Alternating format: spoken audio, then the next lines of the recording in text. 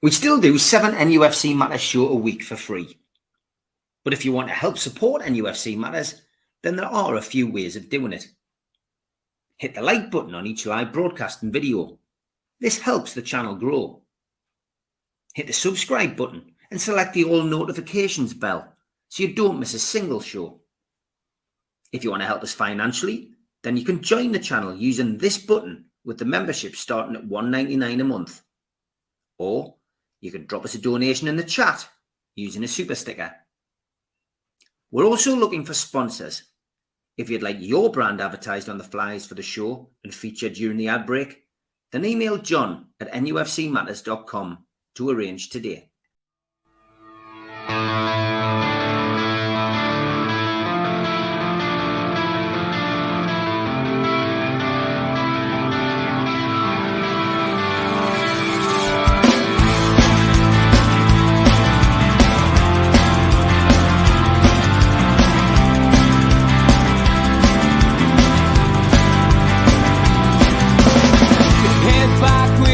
Attack. It feels like I've been talking to myself again, but it's the only way you're ever gonna learn. You look back and it's all in the past. I'm dwelling on the thoughts I cannot say to you. If I don't say the words that make...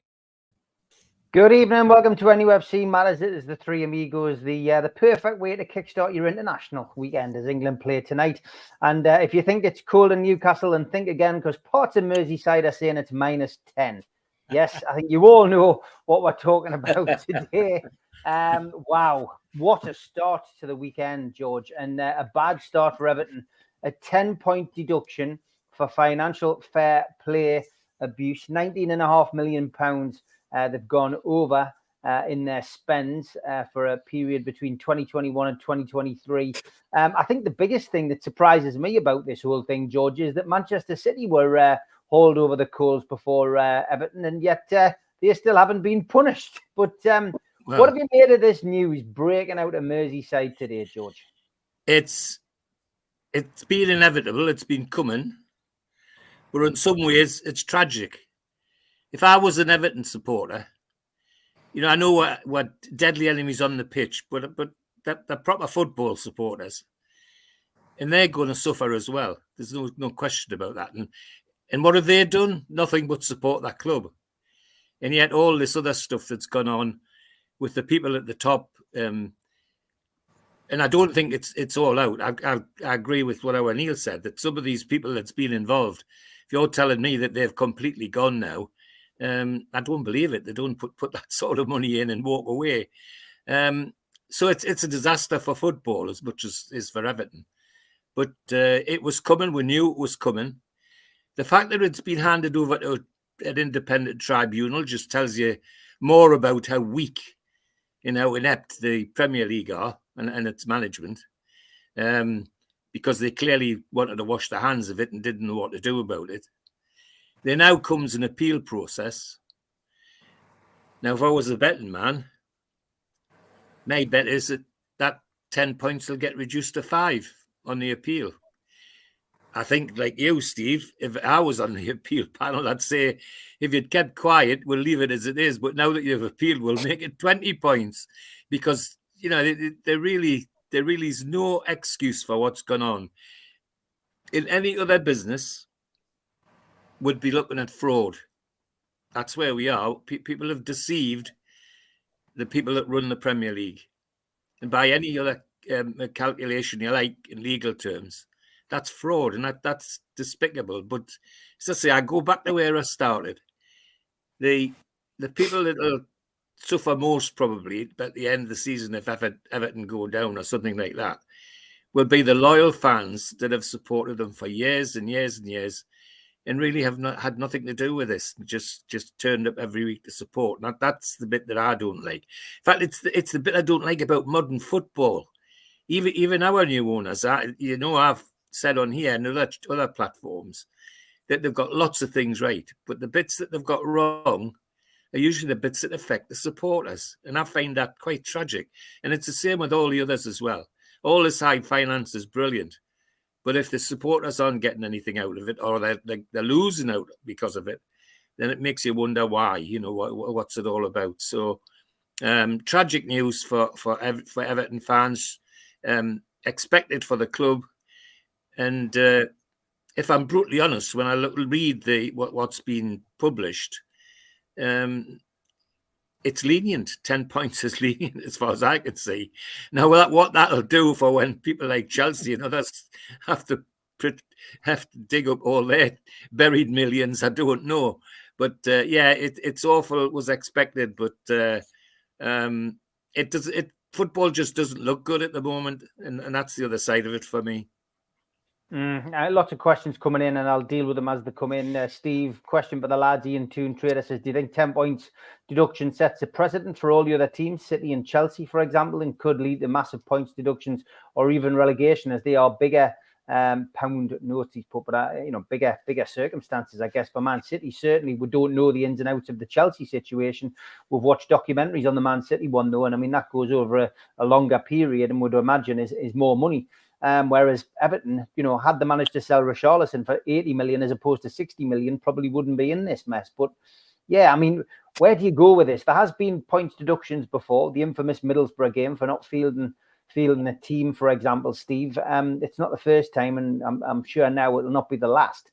And obviously we've got Everton who, stayed up last season, but Leicester went down, and we've got talk of teams potentially taking out private prosecutions to try and get compensation from Everton for loss of earnings. They're certainly not going to get the Premier League place back, but you can understand, because it's changed the whole dimensions of a team like Leicester's position. They had to sell players. They've dropped into the Championship. It's loss of Premiership revenue. So loads of different permutations to what's been announced today.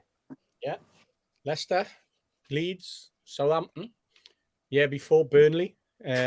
All looking at and all suggested Burnley 2 seasons ago. Let's face it, this should have happened last season.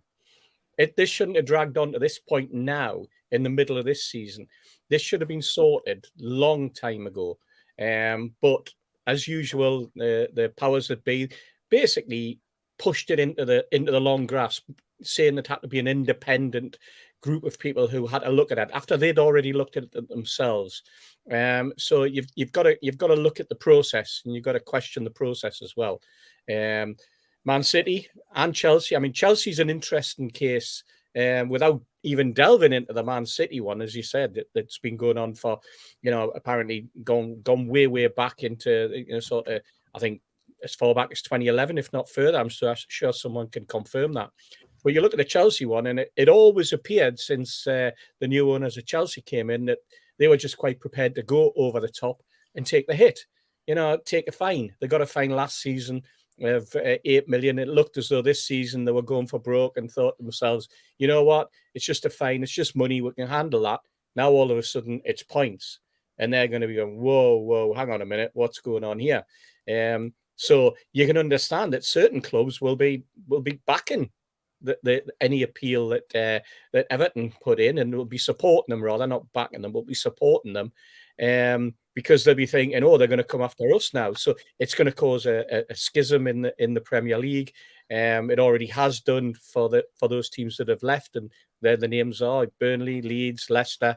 So I'd add Southampton to that because they went down as well. And God knows who else will come out the woodwork, because everybody's going to question, because it also impacts where you sat in the league and the amount of finance you got, and sort of as the reward for being higher up the league. That clubs could come in and look at that as well. So it's a can of worms. It's ridiculous. It all stemmed from the Abramovich situation at Chelsea, which then impacted on Usmanov. I know Mitch has a strong opinion on what's been going on there. It's something that Mitch and I have talked about endlessly over the last 18 months to 2 years. The shady sort of deals. If you remember, Usmanov came from Arsenal, couldn't buy Arsenal outright off Kroenke, so then stepped into a distressed club in the form of Everton at the time and started throwing money around like it was confetti.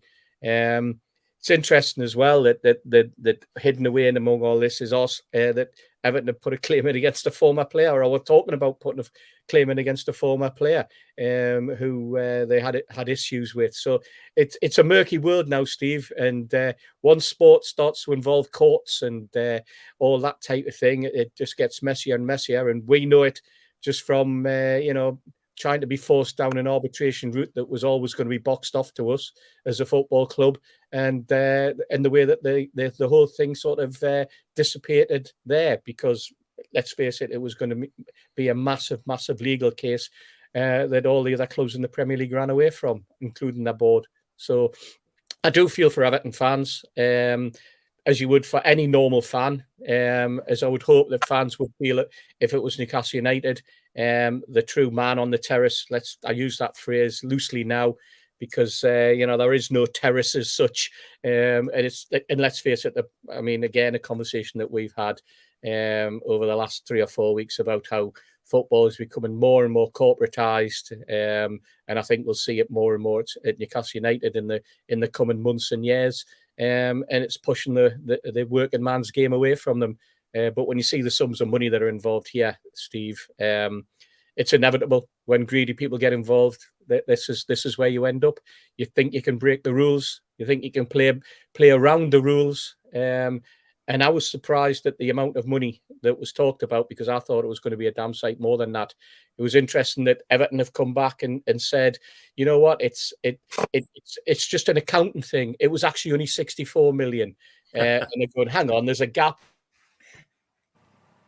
5 million. You've got some really, really poor accountants. Who on earth was their accountant if that's the situation that they're trying to use as an excuse? Bad business all around, Steve. And it's also interesting the cowardly way that we've talked about the cowardness of the Premier League, how things drop. It actually used to do it to us. The Premier League do it to other clubs. This is the nature of it. It happens during an international window or an international break. How ironic. Yeah, we've seen it, as I've said. Middlesbrough deducted 3 points for failing to fulfill a fixture. Portsmouth deducted 9 points, Mitch, for going into administration. So there has been previous examples and previous points deductions. So this one, I don't see how this will be overturned. I disagree with your dad. I don't think it'll be halved. I don't think they'll do anything other than say that their findings are correct, and that's that, because it's quite an open and shut case from what I can see. The rules are there. If you break the rules, then you get punished, and that's that. And I can't see them going back on this. Well, I was surprised it was as little as 19 million. Yeah, I'm quite convinced it should have been more. If you remember, at one point, Everton were working with the Premier League, and the Premier League, one of the things the Premier League did allow them was some very, very, very generous COVID deductions. Yep. Ones that weren't afforded for other clubs at the same kind of level. And then all of a sudden, it went from working with the Premier League off to a commission, because the Premier League obviously got to a point where they were frustrated. Looking through the summary judgment, I've only really had a skim reading of some bits of it. It's clear that Everton have obfuscated and made it difficult to see the real accounts. It's clear that Everton hadn't really fully cooperated when they said that they were. Some of the numbers make no sense whatsoever. To blame it all on COVID and then blame so much on Usmanov having to pull his businesses out. I'm sorry, Usmanov and Mashori are two businessmen whose businesses around the world are so deeply intertwined. And I can tell you that from this region, there's absolutely no way Usmanov doesn't still have some sort of money in Everton. And what they don't want is some forensic accountant pouring over everything. If they want to make an appeal and they want to drag it on and take it a bit further, because I think they could find they're in deeper trouble again than they really already are. It may be in their best interest to take the 10 points. There's probably never a better season to take a 10-point deduction in the Premier League. And take the medicine and just get on with it, because if they want to start pushing an appeal and claiming this, that and the other, they've had a lot of exceptional rules already handed their way during the initial part of this when they were working with the Premier League. It's deeply complicated. It's now further complicated by other clubs saying, right, because the Premier League haven't acted in time, we deserve compensation. I mean, how Leicester must feel, 10-point deduction last season would have kept Leicester up and put Everton down. It's as simple as that. And it's again, it's impacts not just on clubs financially, but again impacts on fans of clubs who've seen their club relegated while somebody else was cheating. And like I say, the numbers they've come to were with a lot of the times the assistance of the Premier League. Their COVID deductions are probably fivefold of what many other clubs were allowed. But it was all about, I think, from the Premier League's point of view, desperately not having to deal with this, trying to find a way to sort of make it work. And then they've obviously got to a point where they just think this is bullshit and nonsense. So I think they want to be very careful what they wish for in terms of going for an appeal. 10 points I find an unusual amount. If the maximum's 12, where do they get 10 from in this situation? Is it because they were frightened to give a maximum penalty? Or are we saying that if you break FFP by 20 million or thereabouts, that's nearly the maximum penalty? I'm already seeing some of our fan base saying, well, tell you what, why don't we just spend all the money we want, get all the players we want in, we'll take our 10 points and we'll take our chances on one season and then we'll carry on the next. It's interesting, Chelsea reported themselves to the Premier League, if you remember. I think they're very much pinning their hopes on everything being blamed on the nasty Russian man. And it wasn't us, honestly, Gov, while they've been spending left, right and centre. And I think they're hoping to try and nail it all on Roman Abramovich. Yeah. I think they're also hoping that reporting themselves will bring a more lenient punishment.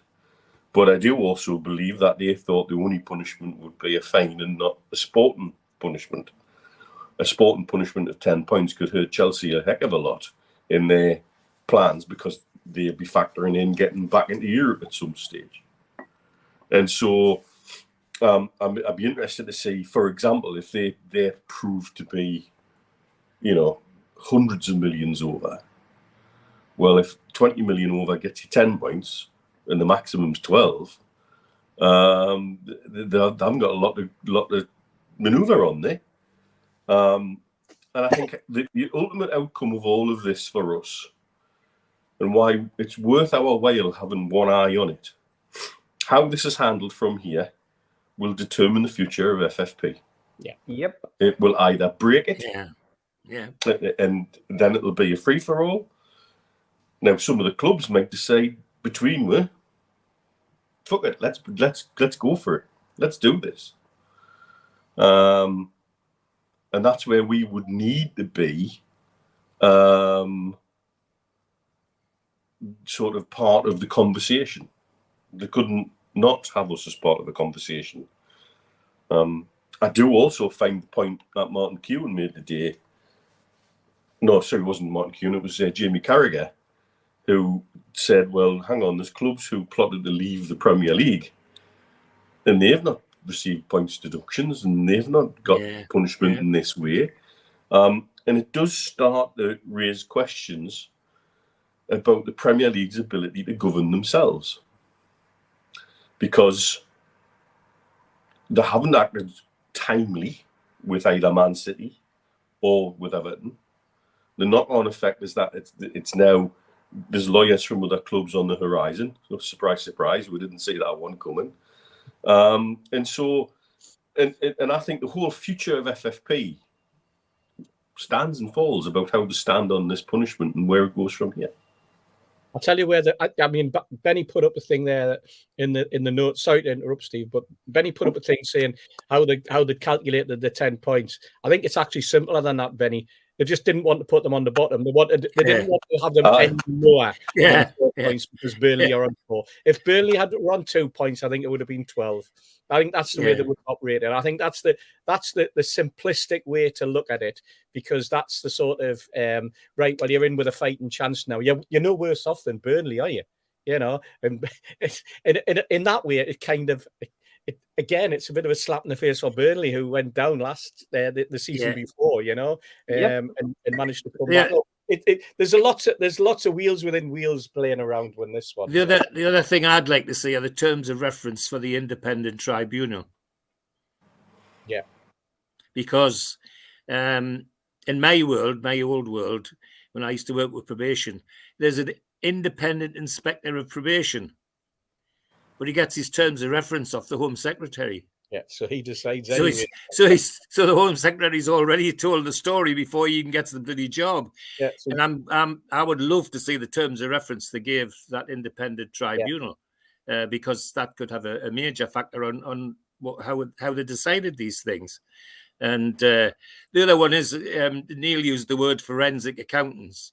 By Jove, yes. It sounds to me like they've been very, very trusting with Everton to let them do all sorts of things. If it was truly independent and doing what the thorough job they should have been doing it all themselves. They shouldn't have been trusted on what Everton's accountants said. So I don't know. It's done at the moment, but I think there's a lot more to come.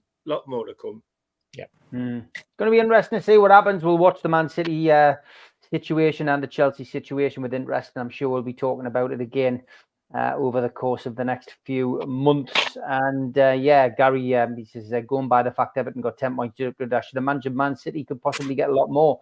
Does anyone think 10 points is harsh for 20 million? Well, I think most of us have said that this really could, in essence, finish a financial fair play, something we've been saying on here for the last few months.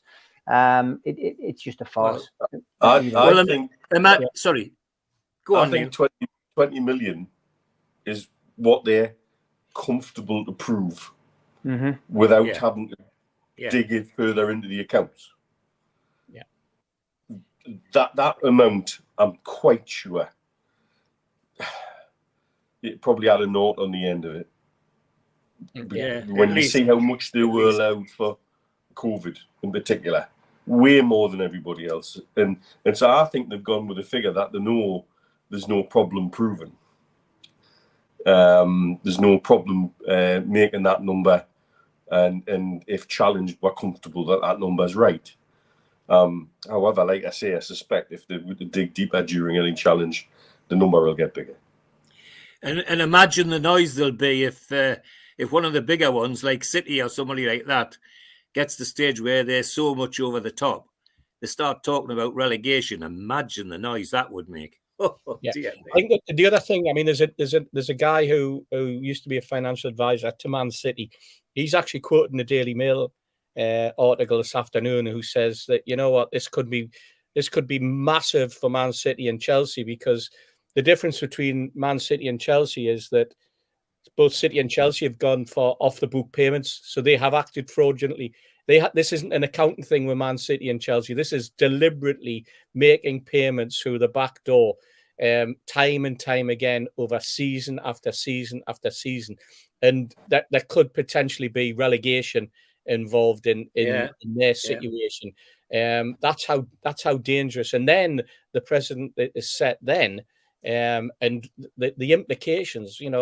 If we're talking about Man City going down, Chelsea going down, Chelsea being found guilty of doing it since 2011, what about all the championships and the cups that they won during that particular time? The teams that they beat, the teams that they pipped, the clubs that lost out on Champions League places throughout that period of time when they were qualifying all the time, both of them.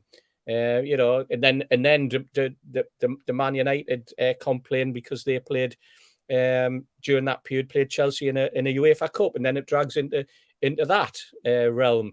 Would Tottenham have a claim against Man City again through UEFA because they played them in a cup final or something like that?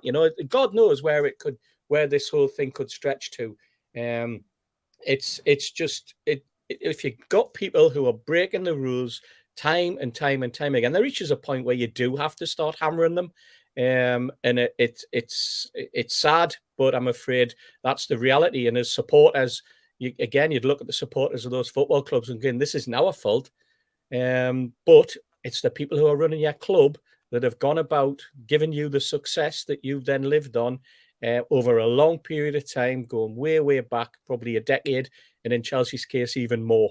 It depends how strongly the other clubs feel about it.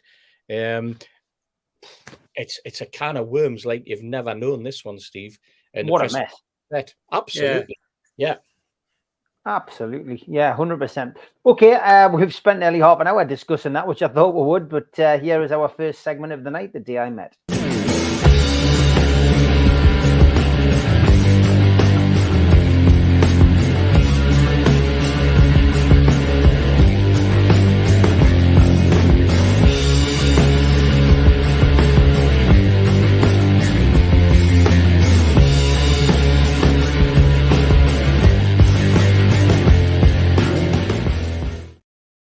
The day I met, we'll ask you to send in photographs of you meeting somebody from Newcastle United, past or present. And it is a big thank you to our regulars, Mozza and Alan. Fantastic. Kevin Keegan. There he is. Is that a rose between two thorns or a thorn between two roses? I'm not too sure. But Mozza sent me this a while back. It was the Kevin Keegan, Pete Graves and Eddie Howe event at the Tyne Theatre. That's a fantastic photograph. That I bet you've got that on your mantelpiece. But thanks for sending them in. And if you've got a photograph of you meeting somebody from Newcastle United, past or present, send it to me or one of the lads, and we'll get it on the show on a Friday.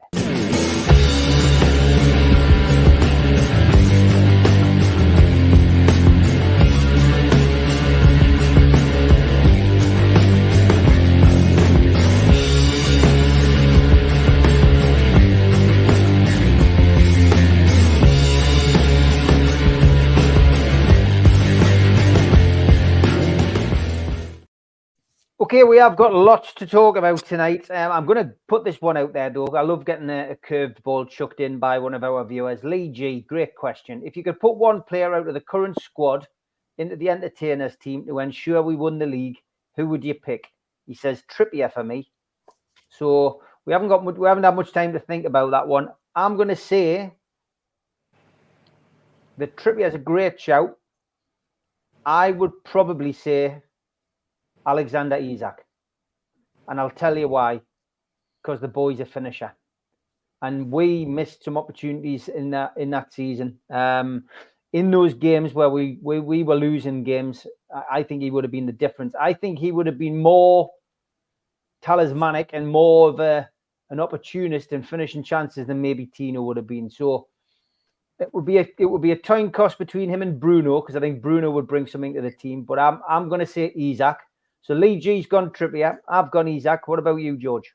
Oh, I would go for Bruno, I think. Just that little bit of craftiness that was... I mean, imagine him and Beardsley in the same squad. I mean, nobody would touch our midfield. You know, back or front, it would just be unplayable. So Bruno would be there. I agree with you. Isak's a good shout as well. You all know that I think Trippier's our star man at the moment and fantastic, and he would make the difference. But would he make that much more difference than Warren Barton did? I don't think so. Not in that team and the way it played. Warren Barton fitted that. So yeah, Trippier's a good shout. But I'm like you. I think I would have gone for Bruno. Lots of people saying Botman. He seems to be quite popular, but yeah, people forget the back four did really well that year. They conceded less goals. Was it? I have to double check. Was either less goals than Manchester United, or it was only Manchester United's defence that was better than Newcastle's by 1 or 2 goals. Not Matt Ritchie, Andrew. No. Drew says Bruno. What about you, then, Mitch? We needed someone with a bit more composure from after we had that game against Man United that we lost, where Schmeichel was outstanding, and that effectively tipped over the edge, and we lost composure then. And I think the person that would bring that composure to that midfield would be Bruno. So yeah, I can see what you're saying about Isaac as an alternative, maybe to Tino. More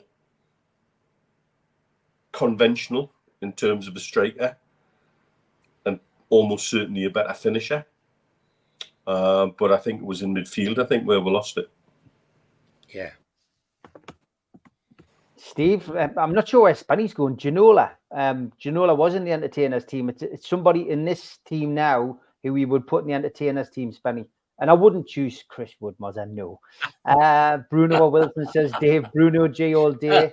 Eddie Howe for Kevin Keegan, says Michael. There's some controversy. Steve? We don't get beat when Bruno plays, so it'd have to be Bruno. We don't lose. It's simple as that. I mean, Bruno for me is probably the most outstanding midfielder we've had for 25, 30 years. The guy is as Mitch says, composure personified in that midfield. I think a lot of people haven't appreciated Bruno yet as well. I think there's some of our fan base only a couple of weeks ago were wanting him dropped, and I don't think they'd looked at the stats, and I don't think that they appreciate that like how good the guy is, and how he's played. He can play through. He's played through injury, that's dragged on for an awful long time. But for me, it would be Bruno, Steve. And for anybody that's played football and you watch the way Bruno can be surrounded by opponents, and a shake of the hips and he's clear. All the opponents are either sitting on their backside or they're wondering where he is. Absolute genius at getting away, and he receives what I would call suicide passes. So does Sean Longstaff, mind. Passes which really his mates have just wanted to get rid of the bloody ball, and they're just looking for somebody to give it to, so they give it to him. It doesn't bother him one little bit because he's got the skill in his armory to get away from all of that. So no, just a different world. I can vouch for what George is saying there, by the way, Steve, because I've had my arm punched many a time when somebody's what they're doing, and he's starting, what the hell, and then I get it in the arm, Captain Keefart says, who would you want in that defence, Fabian Schär or Philip Albert, George? Wow. Well, pushed because of the way the team played and the way they were set up, I'd still stick with Philip Albert. Me too. Immaculate footballer, but an offensive centre half, if you like. I know Shaw scored some wonderful goals. Don't get us wrong, but Philip Albert could turn the skill on as well. No, it would be Philip Albert. Mitch? Yeah, Albert for me. Yeah, Steve? You know what? Shaw's created this sort of quarterback role that he's been playing over the last few games, where he drops back and then he makes space for himself, and then receives the ball and hits those crossfield passes. But I don't think the entertainers played needing a player like that, to be perfectly honest. I think just having both Shaw and Albert step forward into that midfield area and was so good at it. No, I think I'd keep the back four settled. You said it right at the start, Steve. The back four of the entertainers for me never did anything wrong. They played some really, really tight football, didn't concede that many. So I'm not going to shake the pack and disrupt that back four. Okay, good stuff. Thanks for your suggestions for questions, folks. Always good to get them. Let's talk Arteta, George. Something which we've spoken about on the show before. Surprisingly, a couple of weeks ago, of course, Newcastle won 1-0 against Arsenal. There was nothing wrong with the goal. It's now been proven. It was proven on the day. It was proven by VAR audio recordings released at the start of the week. And now Arteta has been charged. Now, for me, the guy should have been charged immediately. Why we had to wait for the audio to come out, I really do not know. Because the audio of his interview was there for all to see straight after the match. He was a spoiled brat. Just because he'd lost his first game, he came out and he insulted everybody. So ultimately, for me, he should have been done straight away. But now we've had to wait 2 weeks, and now he's been reprimanded. So rightly so, George. Yeah. Absolutely. 2 weeks too late for me. But what about the club as well? They put a statement out backing them. What they're doing about the club? What about the 11 players? The 11 players, because the goalkeeper came as well. Stood around the referee and Steve said to me, if they get any closer, he'll be getting the kettle out and giving them all a cup of tea. That's how close they were. Manchester United got severely rebuked for something like that just a season ago, and yet none of that. And Arteta, well, he's still going to twist about it. There's no doubt about that. But at the end of the day, I'm interested to see what sort of punishment he gets handed out. The only thing that Arteta was upset about was he realised his team, his championship hopefully winning team, could only manage one shot against Newcastle United that afternoon. One shot. And it wasn't even a hard shot. Mick Pope must have had the easiest Saturday he's had for a long time. So, that's what he was upset about and tried to deflect away from, in my opinion. Well, it worked for a while. But the whole club's made fools of themselves over it. What about the captain that wouldn't shake hands with Lascelles at the end of the game? Where the hell did that come from? I mean, I've seen people kick 7 bells out of each other, but still manage to shake hands at the end of the game. Well, these are big super professionals supposed to be setting examples for the others outside. Well, there's nothing super about that club at all. They're all second rate as far as I'm concerned. And it all comes from one place. That would not have happened had it been Arsene Wenger. Arsene Wenger might have had some pithy remark to make, which people would have been dissecting to see if he was insulting somebody. But Arteta was just downright old-fashioned, rude and horrible to everybody. Anybody that was in that match would be offended by what that man said, and that's got to be good out of football. It's just not good enough. And whatever punishment he gets, well, he deserves every bit of it. I go back to where I was 2 weeks ago. My day, it was the Arsenal because they did everything right. Well, the only thing they haven't done anything right for this thing. It's all been bad and got steadily worse. Whatever he gets, he deserves every ounce of it. Yeah, Arteta, it's too late for me, Mitch. It just seems to have dragged on, and of course it brings it all up again. It's all over the newspapers. I mean, it's a field day for the media, really. They love it, and they've earned a few quid off this story. 13 days. 13 days. Day 13 in the Big Brother VAR house. And, topical. It's 13 days. And it doesn't matter what's said from here. It's 1-0 Newcastle. That's what's in the record books. That's what'll stay in the record books. Move on. The Premier League had to act once they've got all that evidence out. Now we know maybe why they wanted to warn Arsenal that the audio was coming out, because the warning was, well, then we're going to sort your manager out. Mm-hmm. He's been walking a fine line for me for a couple of years now. His antics on the touchline. We were the ones accused of doing dark arts and having too many people standing in the technical area. He's not just in his technical area. He's up and down the touchline and out of his technical area, flapping his arms like Captain Biggie every 5 bloody minutes and making his mouth go at anybody and everybody who listen. His behaviour is not becoming certainly of an Arsenal manager for me, because I have that same feeling about the Arsenal and what they mean to English football. And right now, they're a bloody embarrassment. They're behaving like spoiled brats. The club went to a big statement to back their manager, and don't they look stupid now? And yet, at the same time, the only murmur from that club about the then subsequent racist attacks on social media on Willock and Bruno was pushed to one little corner, and it come from the social media team. It didn't come from the club proper.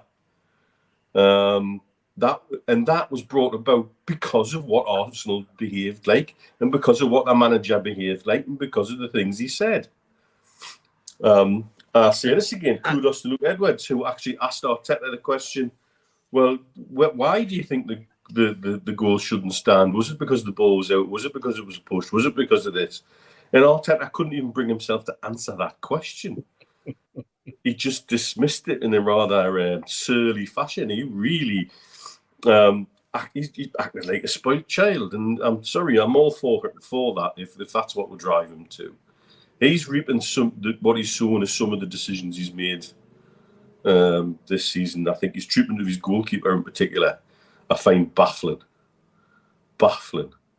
You've got one of the best English keepers playing in the form of his life last season. Yep. And you bring a Spanish keeper in because you happen to prefer the cut of his jib by the sounds of it. It's very peculiar, the way he's gone about a lot of things. But the Premier League had to act, because otherwise, again, is that then, if they let that go, is it then free for all the managers to challenge anything and everything publicly? And who would be next? What would Klopp come out with next? What would Ten Hag come out with next? They have to be have the balls to draw a line and say, right, enough. And you're saying, it's amazing how you can pick the background of people who want to still go on about it and still say, well, we shouldn't have stood. The amount of them who've got connections to Arsenal in the past, it's almost like the Arsenal have wheeled out every little connection they can in the media to back their manager, and now they look very stupid because the manager's now being charged, and quite rightly so, in my opinion. Steve? Yeah. 3 points deduction for the fans' abuse, 3 point deduction for the club for their inactivity, and 3 point deduction for Arteta. I will say 9. It's not 10. It's a nice even, like, sort of round figure 9. 3 games, 9 points. Let's just go for that and move on. Classic. Yeah, I think we've all had enough of Arteta, and we've got to play them again. Unfortunately, we may get them in the FA Cup. We will have to wait and see. Beat them at Wembley, that would enjoy beating them at Wembley. Aye. I wonder if they're going to stretch it out for the entire international break. Yeah. It does. It makes us 13 days. Well,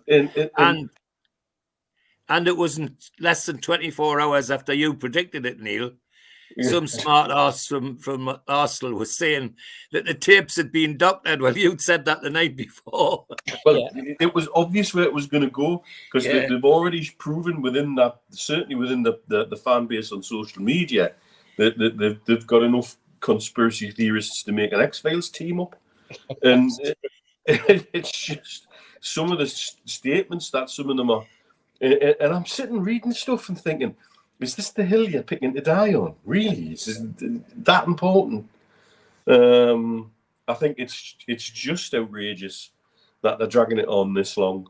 But the Premier League now probably need to find a way to say, right, enough. And use a word that we use out here, halas, finish, end, stop. Yeah. Sorry, example. Steve, that's what we need. The last thing I wanted to say was, the one thing it has done for me is raised the profile of the Spurs manager, who the night before had a shocking game, had every right to be spitting blood and feathers, and wasn't. Just like a man and like a gentleman said, well, sooner or later you've got to trust the referee, end of. And he'd had a nightmare game for his team. And then I look at our manager, Eddie Howe, and I think, thank God we've got somebody with a brain between his ears. He representing Newcastle United. Pat on the back for Eddie Howe and Posteloglou at Spurs. Mm-hmm. And Mark Ritchie says that we've got to go through Arteta's appeal yet. Yes, you're right there. And Spenny does make a good point. I mean, the racist abuse that was directed at our players has almost been forgotten. In fact, it has been forgotten. Nothing has come from that as yet, unless they're going to drag that out for another week or so. But very little said about that. And I know that the club responded to it, and there was something I saw, put out, but very little since. So, I think Benny's right as well. I think some of Arteta's reaction was definitely because of the carry on in both games last season.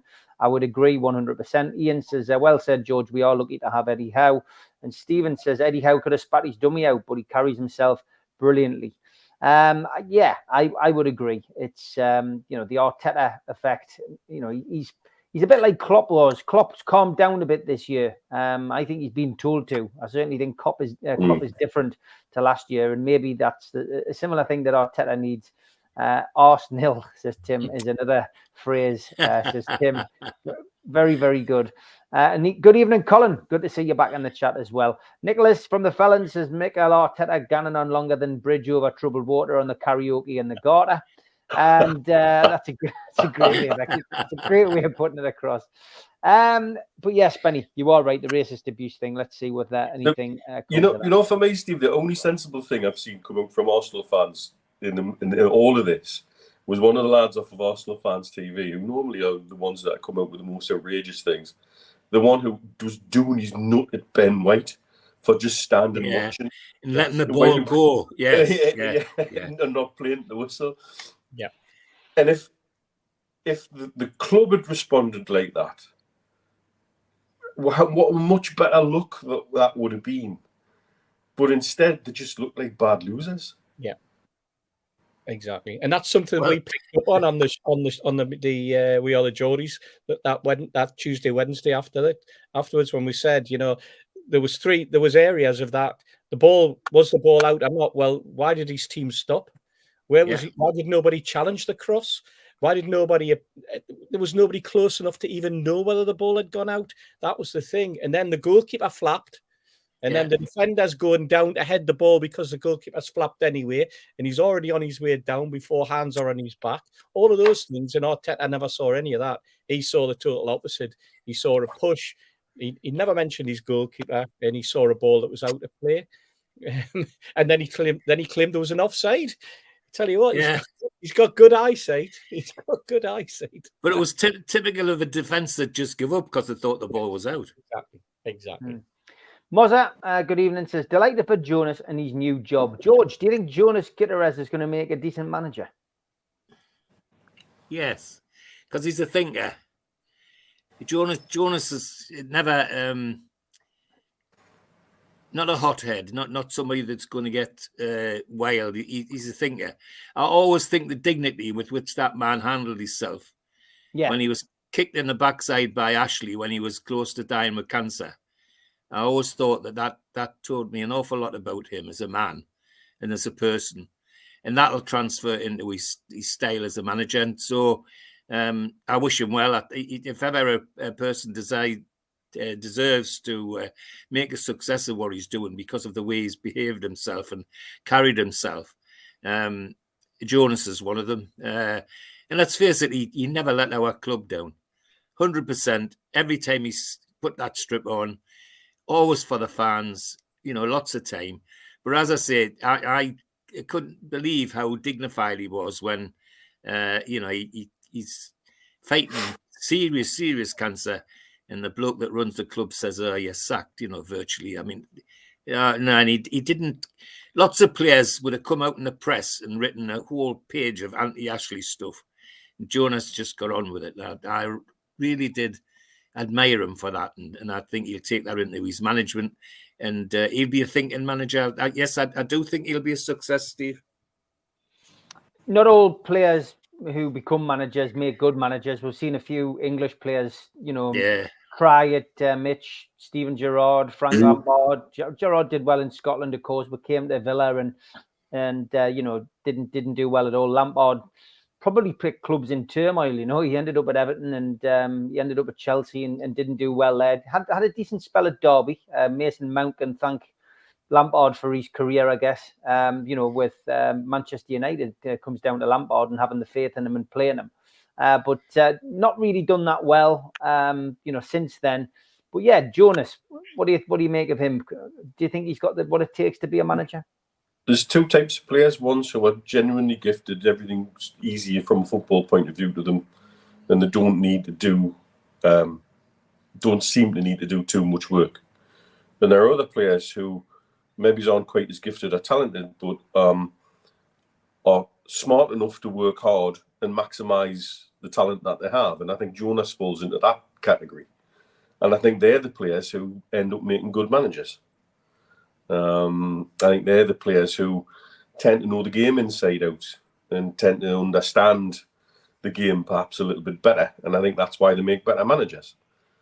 Also, as a person, he's shown some fantastic sides to his character in his time at Newcastle United. So again, there's a strength of personality in there that I'm quite sure you need as a manager. And so yeah, I'm sure he's got all the attributes needed to go on and do well as a manager as far as he wants to take it. I mean, he sounds very, very much like he's doing it the right way. He's progressing and he's building up. We'll see how he does with this job, and then what other jobs get laid on the table from there. But yeah, there's no reason why he can't be, because he seems like a genuine bloke, and that makes a difference. I think that makes a difference if you come across as authentic. I think a lot of young footballers see through the bullshit. I think that's why sometimes Mourinho only lasts a couple of seasons at a club, because I think eventually people see through some of the bullshit. But yeah, wish him all the best. You can't say he hasn't earned it, because he's earned every second. Steve, thoughts on Spider-Man becoming a manager? I think that Mitch hit the nail on the head there, but there are other aspects as well. Some players who are at the top of their game as footballers think they have an entitlement to go into management, whereas others work their way through. They go back to the junior ranks. They go and work with the youth teams. They go and work their way through into a B team. You look at Gerrard and Lampard there, and another example would be Sol Campbell in that respect, who felt as though he shouldn't be in the lower echelons of football and had an entitlement because he'd played for England 60 or 70 or 80 times, and he'd captained winning clubs, that he was good enough to be in the Premier League. Well, you've got to work that. You've got to work for it, because there are other people around you who are working their socks off to beat you. And entitlement doesn't get you anywhere. And I think you look at Xabi Alonso. He went into the B leagues in Spain, and then had the opportunity, or it seemed like he was going to have the opportunity to take over at Real Madrid, and decided, no, I'm going to go to Bayer Leverkusen. And look how Leverkusen are at the moment. They're sitting top of the league. They're sitting top of the Bundesliga. They're playing some wonderful football. He's working his way through to the point where he probably will end up as the manager of Real Madrid. But he's gone away, and he's decided what he needs to be at the top in 10 years' time, 5 years' time, 3 years' time. And he's created a plan for himself. And I think Jonas is that sort of man. I think he's the sort of person who, if I want to have longevity in this game, and I want to put something back, and I want to be success, I've got to learn the game first. I knew the game as a footballer. I don't know the game as a manager. I don't know the game as a coach. I have ideas, but I need to have the opportunity to develop those ideas on a coaching pitch, but by talking to other coaches and getting that experience and that knowledge. And I think that's Jonas could well be that sort of person, and I wish him every success. Because those who work tend to get the success that they deserve. Those who don't put the graft in are very, very quickly seen out by owners. Let's hope it's not with Jonas. Yeah, interesting to see him. Wish him all the best, and sure, he'll do okay. I'm not sure whether we'll ever see him in the Premier League, but never say never, I guess. Some people saying they're surprised that Lee Clark hasn't gone back into management. Stephen Anderson saying that. Yeah, I mean, he's managed at some big clubs and some not so big clubs, but I'm not sure he's got the bug. I think he enjoys going to watch Newcastle play at the moment. He enjoys going to watch his lad play at Liverpool as well. So I think that's taken up a lot of his time. So not sure we'll see Lee Clark back in management anytime soon, but never say never. Sorry, Steve, but I know you know Lee. I only know him. Yeah, I know him well, yeah. But I wonder if what Huddersfield did to him didn't leave a bad taste in his mouth. Yeah, but he went on to have success in Scotland. He enjoyed himself up in Livingston, but But unfortunately, then he came back. An opportunity, came up again. Yeah. He made the wrong move in his own admission. He made the wrong move coming back. But he does a radio show now on Toon Radio as well. He does the Three Legends on a Friday night, and Lee's happy in his life at the moment, which is what it's all about. If you can find happiness, Pleased to hear it. And you're not working as a football manager, I guess, then you're probably not going to be rushing back to it. But we will wait and see. Okay, we are halfway through the show, and you know what that means? It means it's time for the ads. A big thanks to all our sponsors: Skips and Bins, telephone 0800 25 45 25 3, email inquiries at skipsandbins.com, website skipsandbins.com, easy contract free and pay-as-you-go waste collection. A big thanks to Mr. Vicky's sauces. They are handmade in Cumbria. If you want to order some of these sauces, call 01768 210 102 or go to the website mrvickys.co.uk. Thanks again to United Group Travel. They are a UK coach holiday firm and they are based in Morpeth with pickups throughout the Northeast. No strangers on our tours, just people you haven't met yet.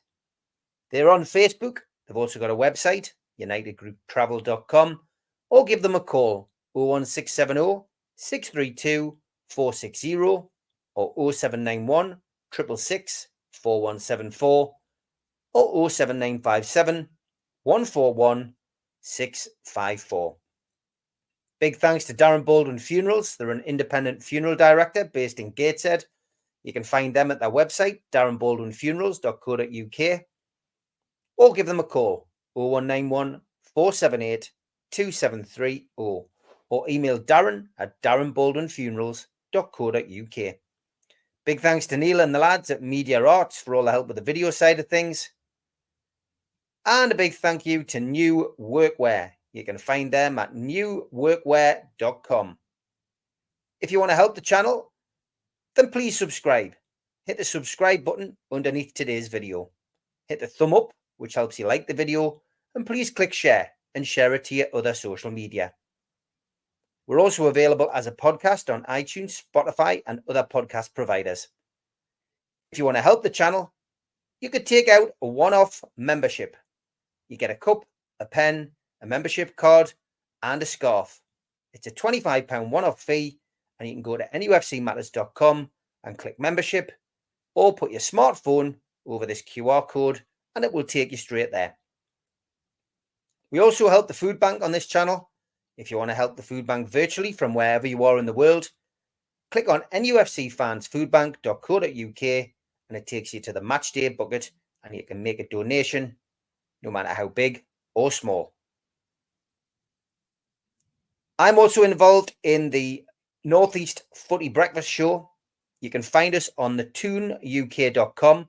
I do Monday to Friday with Ted, the Sunderland fan, and Rye, the Borough fan, and Radio Dad Dave.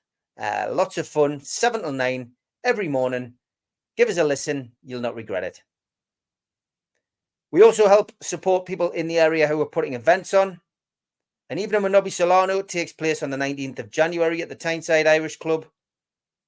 And an evening with Peter Beardsley takes place at the Tyneside Irish Centre the week before, on January the 12th.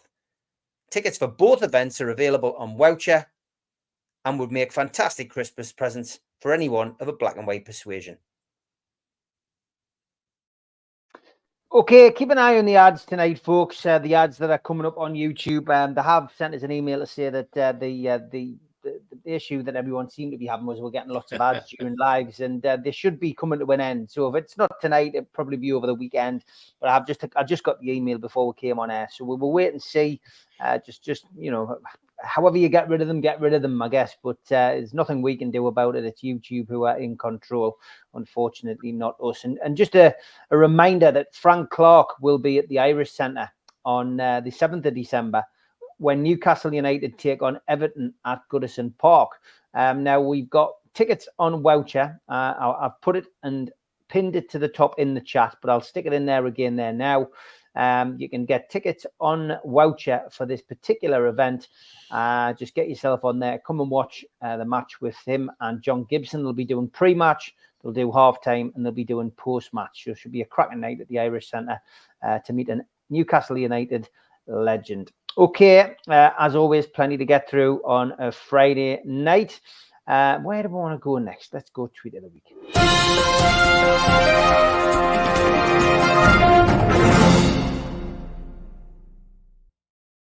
And as always on a Friday, I feel like I've got to put a disclaimer out. If you're easily offended, go and put the kettle on, or go and put your TV on for 5 minutes, because there are some rather risky and some rather offensive tweets, I think, which get sent in from time to time. But Christmas is almost here.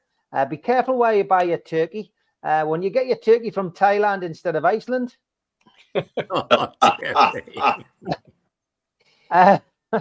Let's start how we mean to go on. Christmas tree for sale. Once lit, you will see 3 wise men, 7 dwarves, Father Christmas, and even the reindeer.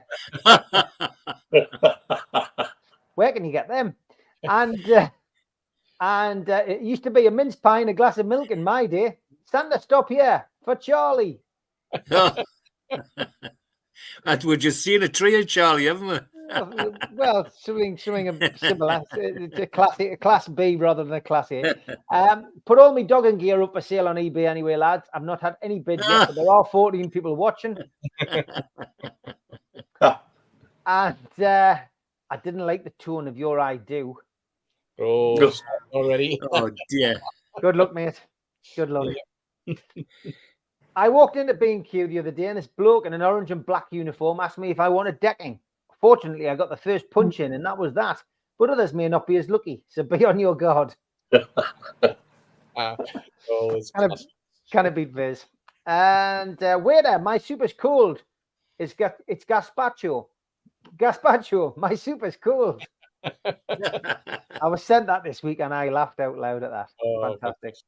Really good. Bit of seriousness from Susan. 2 years on, Wembley appearance, investment in future, owners who love the club, currently quarter-final League Cup, Champions League football, top 6 with Europe in sight again. Seeing fans question this team, you have short memories. Susan, I got that too late for last week's show, but thanks for sending it in. As always, Manchester United feature heavily on this show. Here's a Manchester United lamp from Sam. It looks great in the middle of the table. Very good. And Man United players lining up for training. Oh dear. And can you manage? No, I don't want the Man United job. Excellent. One from Jimmy. Your dream bathroom starts here. Jimmy, I hope you're well, mate. Husky, Collie, Beagle, Afghan, Poodle, Pug, Yorkie, Shih Tzu, Corgi. Well, your hindsight is 2020. Very good. Oh, wow. Look at this picture carefully. I pity the two. That's good, that. It is, isn't it? It is good. Very good. Time for a bit of singing. Oh, here we go. Ooh, just a little bit. Ooh, Elizabeth Moore. Oh, wow. Very Nice one, Elizabeth. Don't give up this job. Deserve to be on for the cheek. The car's got 3 pedals, and I've only got 2 feet. These are a few that may offend a few of our female viewers. I apologize in advance. Steve, another one for your show. Thanks, Des. I started my Christmas shopping. I bought my girlfriend a new refrigerator. I can't wait to see her face light up when she opens it. Oh dear me. And a rare photo of a washing machine giving birth to a dishwasher. Oh. Told you. Ouch. And just got back from the supermarket with 42 tomatoes, 23 courgettes, 30 red peppers, 3 cauliflowers, 19 carrots, 6 aubergines, and 12 onions. And I'm not a bird expert, but I believe there are 4 females and 1 male. And thanks to Donald for this one. The BBC News has just reported that the man who first introduced men and women playing tennis together in a foursome has died yesterday. Rest in peace, Mick Stubbles. God. Mixed. Oh dear me. I wonder if Spanish people sit around watching a program called A Place in the Rain. Place in the pissing rain. Yeah. I deliberately missed this swear word out, George, and then you went and said it. Thanks. Well, yeah, of all people, yeah, I rarely swear anyway, but never mind. Man shot 200 times with upholstery gun. Surgeons revealed he's now fully recovered. Oh, dear me. And sliced bread was invented in 1928. People in 1927. Miss Mozza, again, thank you. This is my stepladder. I never really knew my real ladder. Oh. And 9 years of music lessons, 3 bottles of whiskey. Always like to get these restaurants with strange names. Here's Kicking the Cock. It's actually a museum, not a restaurant. And Carol Vorderman was at it this week. 50 pence, various cabinet knobs. One for the Star Wars and Trekkies. Only Star Wars fans will see it on the top of a cat's head. Excellent. Yeah, very good. And we haven't had a Star Trek one for a while, so I thought I'd treat you. I was once so broke I couldn't afford to pay my electricity bill. Those were the darkest days of my life. Oh, dear. I started a group of men with erectile dysfunction. It was a total flop and nobody came. Oh. Then I went to one for premature ejaculation, but I was a day early. Oh, dear. Oh. And my mum is my angle. That's good. Last few. You can't touch me. I'm in the living room. Don, he's got me there. These Grim Reaper ones are good. Here's the topical one. Tweet of the week. 10 points deducted. Anthony Gordon. And this was horrendous. Oh, The cat mistake in the rice for its litter tray. Oh. dear me. Oh. A big stool, that. And anyone fancy a takeaway, says Alan? The fishy muff takeaway. Dear. This guy's been standing there for 30 minutes and nothing. He's been standing with the entertaining cheese. And the top two. I went out for a Chinese last night and I got talking to the waiter. He told me he lived in Japan during the war and was a kamikaze pilot. And his code name was Chow Mein. I said, correct me if I'm wrong, but didn't kamikaze pilots sacrifice their own lives? He replied, yes, but I was chicken chow mein. Oh, dear. Wow. Oh, dear. And the winner is this week from NUFC Geordie, Watership Down. You've seen the film, read the book, now eat the cast. Rabbits. Oh, that's brilliant. Nice one. Nice one. Keep them coming in. Get them sent over to me, and I will endeavour to make people laugh and try not to offend the rest of the people watching the show.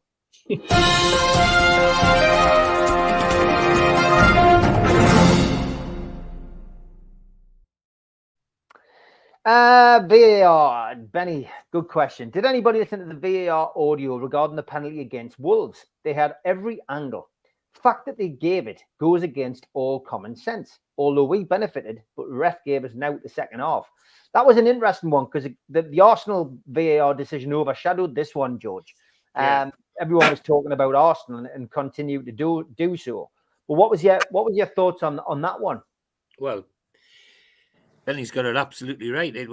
If you listen carefully to what they said, they were arguing against themselves. They'd virtually given the penalty when they started to argue why they shouldn't, which was just, well, I don't know, it's just contrary. It's the only way to describe it, as far as I was concerned.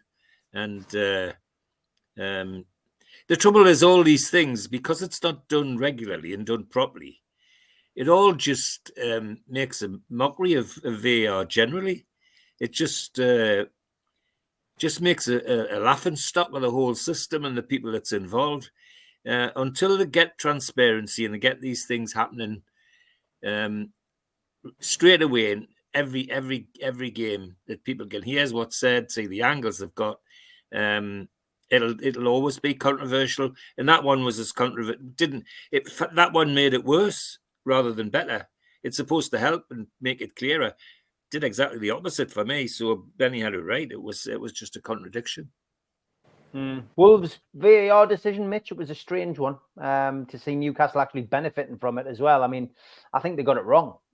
It was, and I think like in other sports where they've got video referees of one form or another, it's proven it still don't get everything 100%.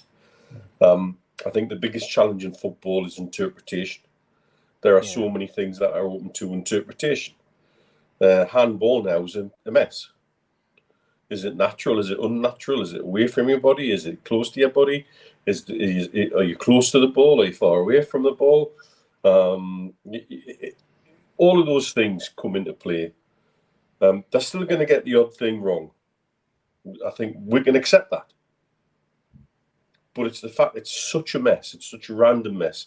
Take, for example, one that wasn't given, the pull on Miggy's shirt against Bournemouth. Yeah. I mean, the back end of Miggy's shirt's in Cornwall. When you look at that still.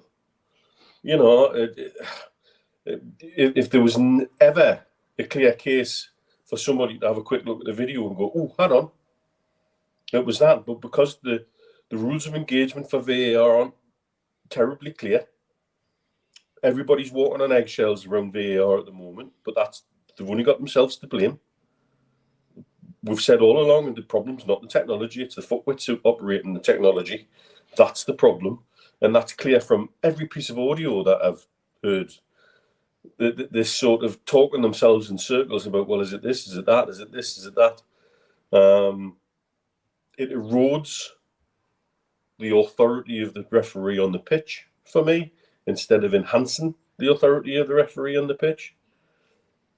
If it enhanced the authority of the referee on the pitch, we still wouldn't be talking about that goal against Arsenal 13 days later. Yeah. Because VAR did what it's supposed to do. Say, right, we've looked at every aspect of this, and we've looked at it thoroughly. We can give no reason to contradict the on-field decision goal. Bang. And if everybody trusted VAR, that wouldn't be an argument, which wouldn't be. But we've got ourselves into this, painted ourselves into this corner now. But I think some of it is because they've sort of tinkered with some of the rules where there's such a wide open interpretation of what is deliberate contact, what's not deliberate contact. Like I say, the handball thing it's very, very difficult to know which way somebody's going to go. And so I think that's where it all needs to be sort of broken back down and probably simplified a little bit. Offside needs to be simplified a little bit. I'm still with Cloughie. If you're not interfering with a player, what the hell are you doing on the pitch? You know, that's as simple as an answer as you can give.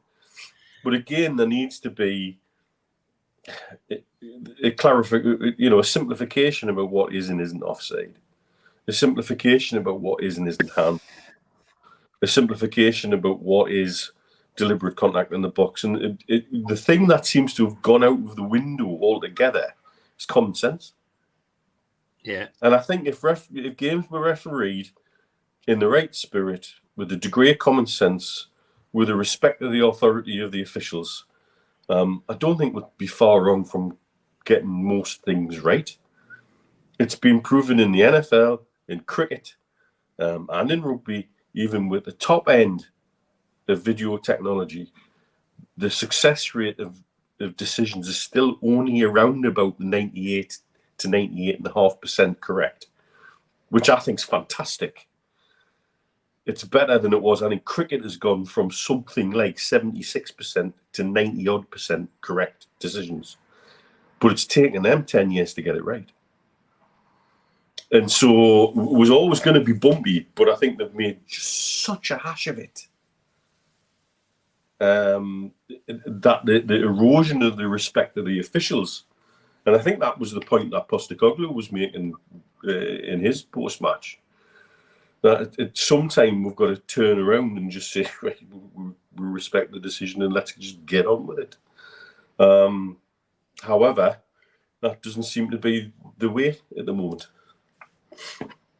Steve, VAR, I mean, we're sick of it to the point where me and the lads on the morning show were actually recording a Christmas song about VAR, which will be bothering everybody on this channel with at some point. Oh, you love the chorus, lads.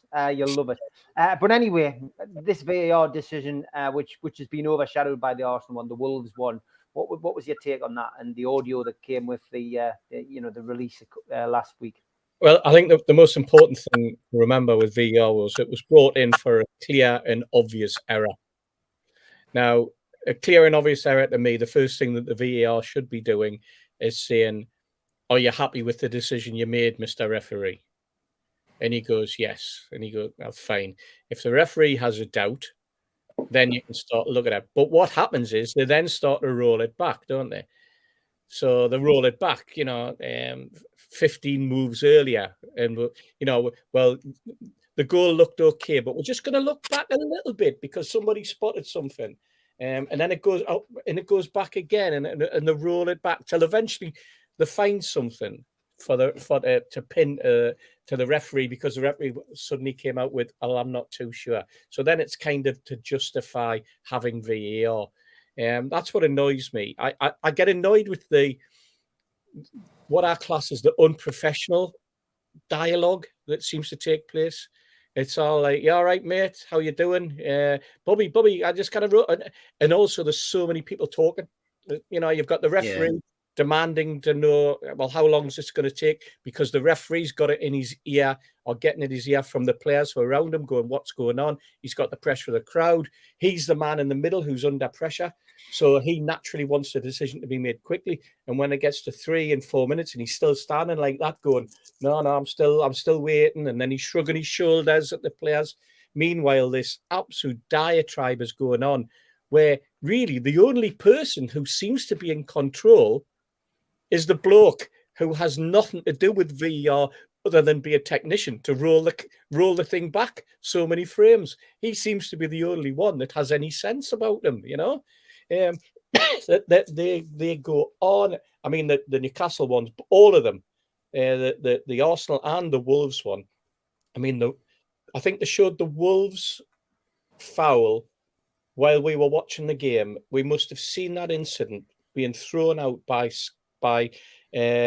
Sky TV 30 times before they made a decision. We kept seeing the same thing over and over and over again. And they did exactly the same with the Newcastle one against Arsenal. They rolled it back time and time and time again. And you're sitting watching on the TV, you must have been sick of the sight of it. To me, it's amateur. It's not fit for purpose. It needs a complete and utter overhaul. And we need to get back to respecting the referee's decision as final. Yeah. That's the game lived on the referee's decision being final for 100 and odd years. And then all of a sudden it's like, no, TV's decision is final. And let's face it, TV love it because it gives them something to talk about for the next, in this case, 13 days and counting, Mitch. So, I mean, it's just one of those things that we're having to put up with and we shouldn't. Interesting stuff. VAR, I'm sure it's not the first time we'll be talking about. Yeah, somebody's phone pinged then. I tell you what, it was yours. Yeah, I just nip for a second. Don't worry, mate. Julie's exactly the same. She heard the ping as well, but that's great. Moving on, Mark Slavin, thanks for your topic of conversation. He says Scotland chasing Gordon, Anderson, Livramento, Harvey Barnes. Would you rather they played for Scotland or stayed loyal to England and never played international football? Interesting one, isn't it? There's a few players getting almost cherry picked. I saw Spenny blaming Stu Penman earlier on. Because of his loyalty to Scotland. John Carver might have a bit to do with it. I mean, he's got black and white eyes, and he's number 2, isn't he, to Steve Clark George? But he is. I'm not sure how I feel about it. All I want is players to go on international duty and come back fit and ready to go again for our team. So it doesn't matter. It doesn't bother me who they play for, George. Well, with a name like Mitchell, you can imagine I'm sort of torn a little bit, but the fact of the matter is, if players of that ability are going to be ignored by the likes of our Southgate and they want to play international football, you couldn't blame them from going to Scotland. I wouldn't. because Anthony Gordon and young Anderson, if he decides, but I think he's decided not to, and any of the others, Harvey Barnes, if they're not going to get a look in for England and they can have a good international career with Scotland, go for it, lads, is what I would say. Because in terms of the football, apart from the risk of possible injury, it's got to do them good to play at that level of football against that level of players' opposition. So it can only do us good, in my sense. See, there's some odd ones. Is the lad that played for us that was a pain in the backside? Oh, come on, we've just got rid of him. ESM. No, the Scottish lad, the lad that played for Scotland, but he went to Bournemouth, come from Bournemouth, and the winger. Fraser. Oh yeah, Fraser. Fraser went and played for Scotland like a bloody hero, and then come back 2 weeks later and couldn't kick a ball for us. It was just odd. But what I'm trying to say is the experience must do them good to play at that level. So I couldn't blame them if they think they can get a proper international career out of playing for Scotland. Then go for it, lads, is what I would say. Because Southgate this week coming out and saying what he did about Anthony Gordon, that's patronising. We'll think about you in your future and all the rest. He doesn't need to be thinking about why is it in the squad now if he's that good. So yeah, I can understand why lads would get a bit fed up if it goes on like that. But no, if they want an international career, good luck to them, and enjoy it. Does it bother you where they end up, Mitch? Not at all. As you know, I've got a love-hate relationship with international football, mainly due to the 1980s, seeing any of our players when they got to a decent level get England called and being sold. But it always has taken some of the joy out of international football for me. I watched Scotland last night play Kazakhstan. I think our players, without being disrespectful to that Scotland squad, should walk into that Scotland squad and the starting 11. And I think as a player, particularly now Scotland seem to be going through a purple patch and they're playing well and they're qualifying for tournaments and it gives players an opportunity to develop in a very different way that in the long run Newcastle United should be able to benefit from. So I have no qualms if any of them were to say, right, you know what, sod this. Because let's be honest, Southgate picks his favourites. He picks who he likes. He picks anybody associated with Crystal Palace. He picks anybody he's worked with in the past at either under 20 or under 21 levels. That's how he picks his squads. In spite of what he says, he doesn't pick on form. That's bullshit. And that's as plain as the nose on the face. And I think I would understand any of our players that comment about Gordon biding his time. I beg your pardon. Yeah. He was man of the tournament in the under 21s over the summer. Yeah. And while Spain are putting a 16-year-old into their national team because he's playing so well, 22-year-olds being told, well, just wait your turn. Patronise. It's just not forward thinking in any way, shape or form. Not good for the development of English football. And if Anthony Gordon wants to improve and he wants to get international time under his belt, why not go to Scotland? I wouldn't hold it against them at all, because at the end of the day, they're our players, and that's what bothers me more.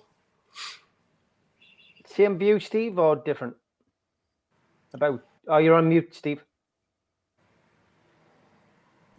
Sorry about that. Yeah, absolutely. Right. Same view, same opinion. He was a star player. If in the under 21s, if he doesn't know what the lad's got, then he never will. It shows you where Southgate's heading. He's fallen into the trap again before any major championship. I've listened to Southern press, identifying players that play for Chelsea, West Ham, etc., etc. This is where all the top players should be. This is where the top European players should be. So that's where the top British players are. Southgate's. I think Southgate's a spent force now. Anyway, probably going on and win the Euros now after I've said that.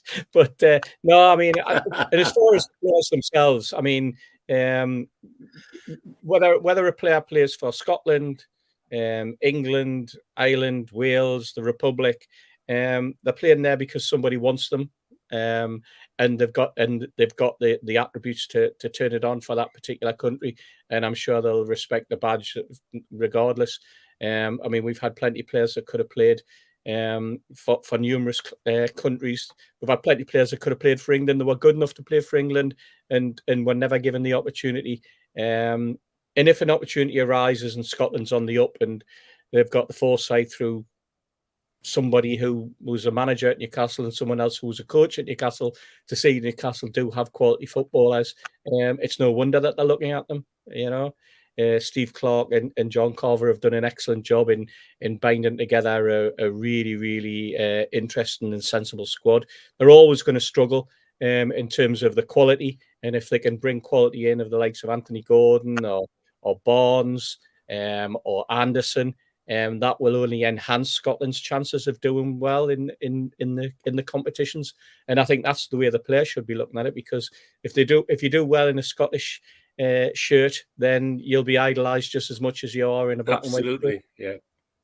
Okay, Absolutely. good points. Good points. It's time for Tune Lookalike.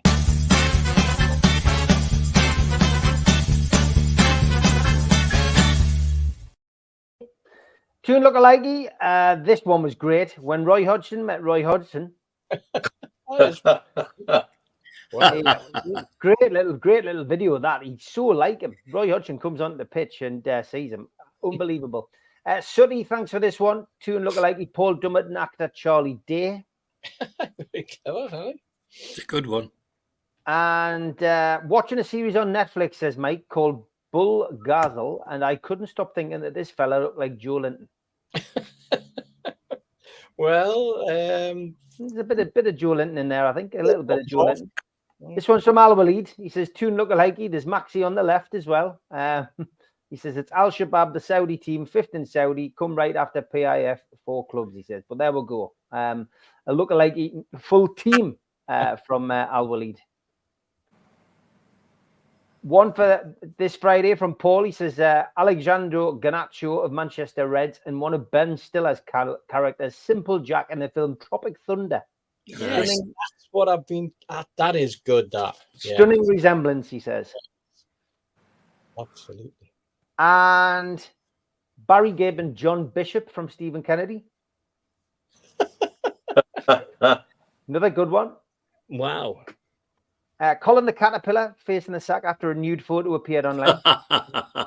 Look, definitely a lookalike that rather than tweet of the week. Tim Sherwood and Jeremy Renner. That is good. That's good. Yeah. From Tom Dixon. We've got some good ones this week. The competition is great. Thomas Rizicki and Jared Leto from Tom. Yeah. And Nevin Subudish and James Franco. Facially, yes. Lets himself down with a hair, though, Tom. Yeah. And last one from Tom. Forlan and Bradley Cooper. Again, it's in the eyes. Yeah, see where he's coming from. And this one, I'm trying to think who this one was from, but it's a good one. It's an actor who I can't remember the name of, and Dan Byrne. Again, it's in the eyes on the left-hand side one. If you could combine the left-hand side one and the one on the right, yeah. It wasn't bad. It wasn't bad. It wasn't a winner. Certainly not a winner. One from Tim. Excellent, that. Yeah. Yeah. Of course, Wayne from Happy the Zane Pet. And is that Bill Wyman or Ronnie Wood? Ronnie Wood. Yeah. That's good. A Belly Button and Judy Finnegan. It's very good, that. It is very good. I mean, how on earth anyone stumbles across these? And Jeremy Corbyn and Mr. Steptoe. Yes, I love that. And Labour's one of Labour's favourite MPs, and a dog wearing a wig, which is very similar. Yeah, Diane Abbott. You're just a fat Eddie Howe, One for the lookalike, Steve. Hope you're well. Thank you. I thought that was Eddie Howe when it was on the TV. I thought, why is O'Neill talking to Eddie Howe? And then I realised it was his number 2. He has got one. I love sticking this one in every time I get it. This is what Eurythmics look like now. The Eurythmics are George and Mildred. Okay. Brilliant. And I chucked this one in. I'm not going to give myself lookalike this, but I was watching the John Gotti documentary, which is the first time I managed to watch it on Netflix. One of the lawyers was on. I had to rewind it to make sure that it wasn't who I thought it was. Aye. The Wheelston Raider was one of the lawyers for one of the mob. Really? Do you want some? Unbelievable. Number 2. Look at this. It's Lime Street Station in Liverpool. Now look again and squint your eyes, lads. Don't even need to squint. Yeah, they're clever, them. Very clever. Love that. But number 1 this week, found Michael Jackson on the cover of an old Danish book. Wow. Excellent stuff. Thank you for all your submissions. We will have more of Toon Lookalike next.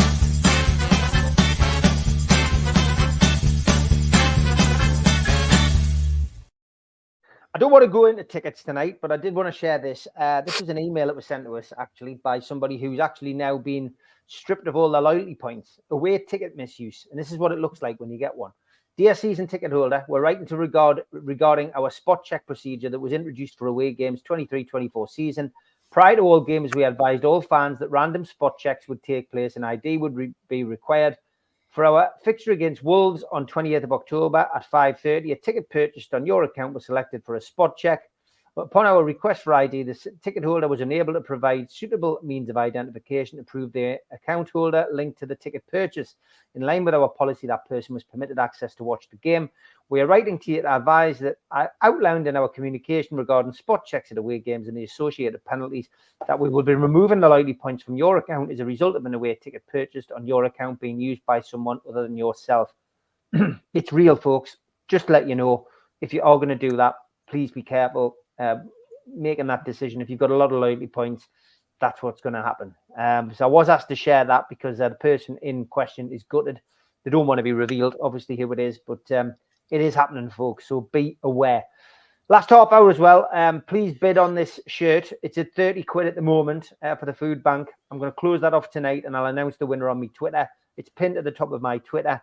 It's signed by Peter Beardsley, an entertainer shirt. All proceeds go to the food bank tonight. Lee sent me this week.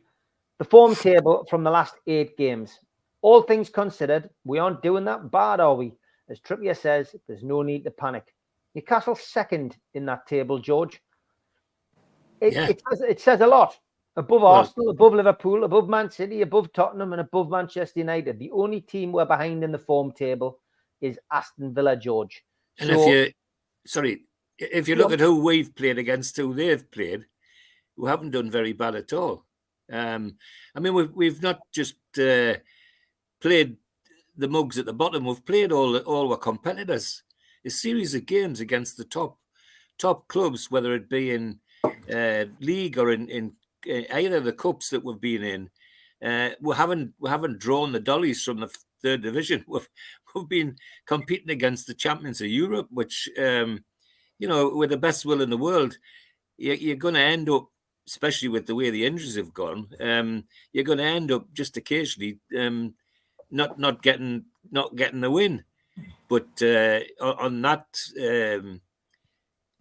stat doesn't surprise me because we haven't, as I say, we haven't done that bad really, and we haven't played that bad even when we've lost. So I think that's a good one. Whoever dug that one out is come on a good one because. If we've been playing mugs and losing like we have in the past, to Hereford or Wigan or wherever, but we haven't. We've been playing the top notch and still coming out on top, and that's great. It's good. No, it's Trippier says no need to panic. Not yet, anyway. One defeat against Bournemouth, of course, and social media, Mitch, goes into meltdown. But that form table tells you where we're at. It'll be interesting to see a form table in the next 4 weeks, I've got to be honest. But Yeah. at the moment, Mitch, going into the next games, that's got to give the lads a bit of a boost in the dressing room. Of course it does. And I think if you look at when they analysed the start of the season, I think they said that we had the third hardest start of any club to the season, something like that. And so to be there in the form table with that background says a lot about how we performed. I think the way Eddie has the squad sort of drilled mentally as well, focus on the next game, that's your most important priority. And everybody's behind that. And everybody works with that goal in mind, that the most important game is your next one. And I think that's the only way you can keep sane when you sort of a game on average every 4.5, 5 days. We're fighting and we're still in 4 competitions. And everything's still very live. And again, it's not like we've had an easy ride in the Carabao Cup either. That's chucked with some extra little nuggets of stress along the way. And I tell you what, if we were to win that competition, nobody could begrudge it because we beat everybody along the bloody way.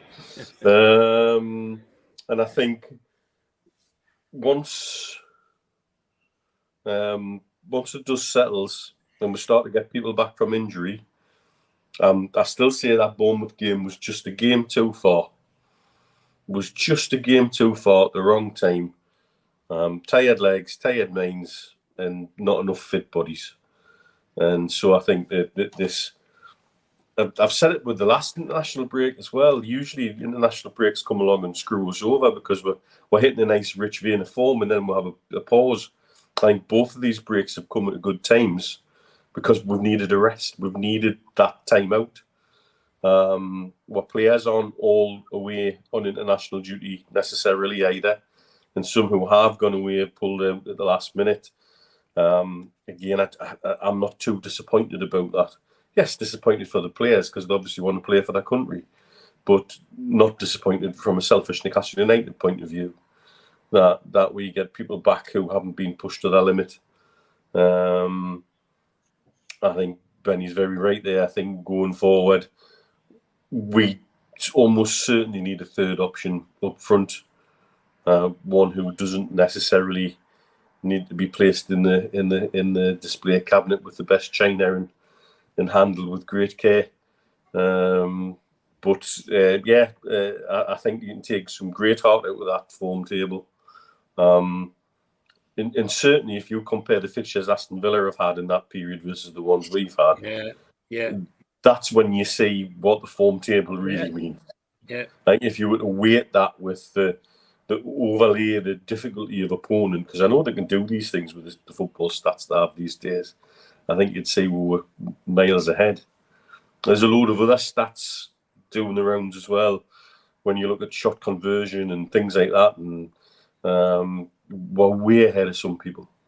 Much closer to Man City in many metrics than probably any team's been in a long time. And that might surprise a few people, but do some digging in the stats. It's quite surprising. Steve, the form table doesn't lie. Newcastle, up until the international break, have been doing very, very well. Yeah, we have, and we can't complain. One thing is for certain that the depth of the squad, everybody has 25, but the depth of the squad in terms of experience, being able to handle 4 competitions all at the same time. You look at it, Steve. Let's take the before Dortmund. You play a game. The player plays a full 90 minutes. He goes home. He rests. He comes in for the next day for some warm down. You then spend a night at home. Another night at home. You're then at the training ground for training. You're then straight onto a plane. You're into a hotel. You do nothing when you're in Dortmund. You go straight for a game. You've got either another hotel or you've got a flight home. You're then back in on a Thursday for a light warm down and a bit of tactical training. It comes to Friday, you're on a plane and you're down to Bournemouth. You're in a hotel. You've got a strange kickoff time. You haven't got really time to go out and do a training session or anything like that, other than, again, just a little bit of tactics.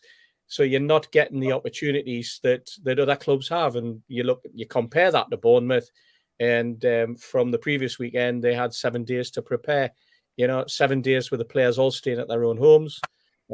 7 days of a combination of hard training, warm down training, tactical training, a little bit of classroom work, no doubt, a little bit of work in a gym, a little bit of strength and conditioning with the strength and conditioning coaches, an opportunity to spend a bit more time with the physios, and so it goes on. So Newcastle are doing it all on the road, and Bournemouth were doing it all at home.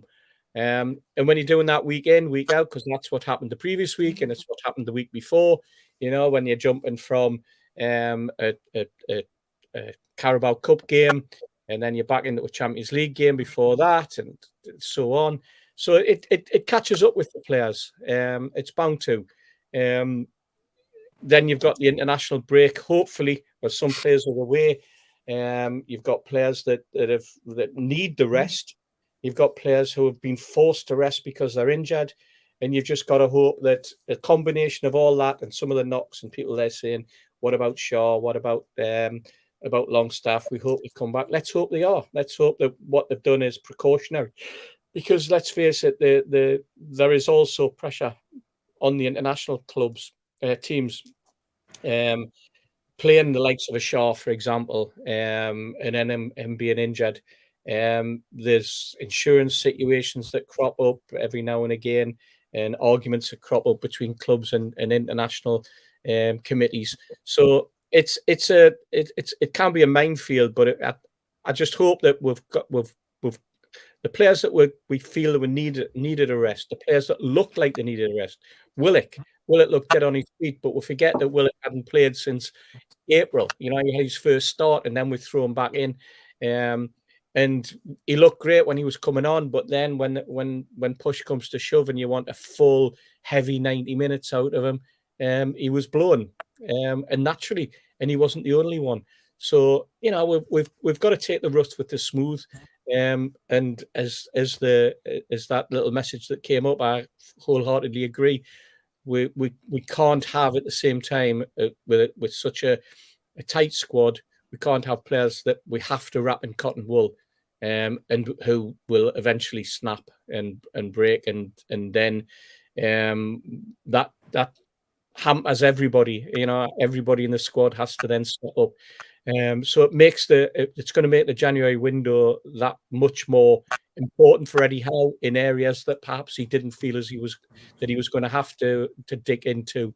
It's a case then of who drops out the squad. We've got a few bursts there that players that we feel potentially could move on in the window.